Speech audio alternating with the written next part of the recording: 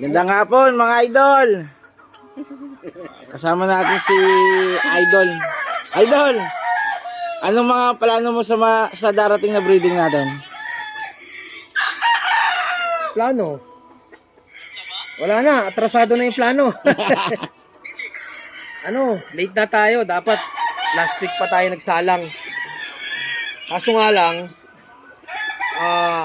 nagkamali ako ng tansya dun sa mga hen natin. Magi 8 months pa lang sila. Ang hirap naman puwersahin para isalang. Kasi experience ko, pag pinipwersa, nagkakaroon ng depekto yung mga sisiw natin. Bali ngayon, ang plano is, yung mga bull hen natin, tsaka yung mga hens, naka-ready naman sila. Kaso nga lang, for priming pa, pin-priming ko.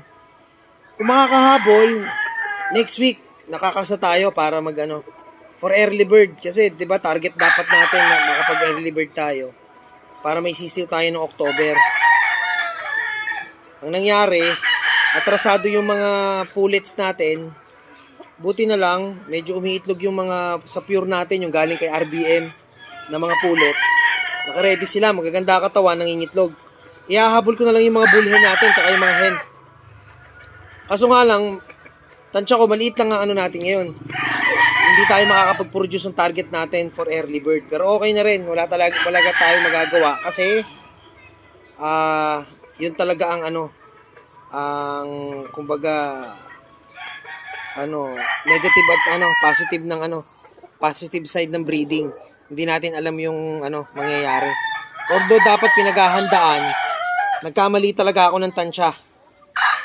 Mag-8 months pa lang yung mga hens yung mga pullets natin.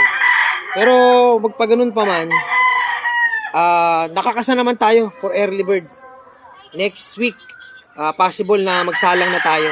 Pero Idol, ilan ang target mong Ilan ang target mong kasi eggs? Dapat target tayo ng 200 eggs dahil nga naabala tayo, dahil na rin sa mga sipon, di ba? Last month hanggang ngayon, nagti-treatment pa rin tayo. Pero pagaling na. Naabala din tayo doon. Isa yun sa naging cost ng delay. Bali ngayon, ang target supposed to be, tatarget tayo ng 200. Pipilitin pa rin natin. Kaso mas oonte. Ang dami kasi nung natin pullets na na naka-ready sana. Pero since hindi sila aabot, pag second batch na sila, pero tingin ko, hindi. For local na sila siguro. Or kung aabot pa sa sa second batch ng early bird, tingnan natin. Yan. Pero possible ngayon, pipilitin natin matarget yung 200 eggs sa meron tayong hen. Kung anong meron tayong hen dyan. Pero ganun pa rin. Ang target natin is Idol, ano pansalang mo na hen, Idol? O mga golden boy. Magpupure ka ba ngayon? Boston Blacks. Tapos sa white, meron ako 5 white na isasalang. Dalawang Boston white. Tsaka 3 Kelsos, white Kelsos. Iko-cross ko rin sila sa sweater white Kelso. Tapos, syempre yung yung golden boy natin ni Sir Black Laba. Tsaka possible yung gray, yung hatch gray niya na imported line din. Tama. Imported line din yung hatch gray niya. Yun lang. Tatlong brood stags. Tsaka possible na 15 hens. Yan, 15 hens. Idol, yung sinasabi mong parapol natin. Magpaparapol tayo Hindi ko pa masagot kasi namumroblema kami sa pagpapashipping. Kasi syempre hindi natin pwedeng tanggihan yung mga sasali na taga Bisaya, halimbawa na mga natin, syempre may onti din tayong followers. Hindi, meron din tayong mga taga ron. Kung sila manalo, hindi nga kami nagsishipping pa. Hindi namin alam kung paano ipapaship. Tingnan natin, pag-aralan po natin.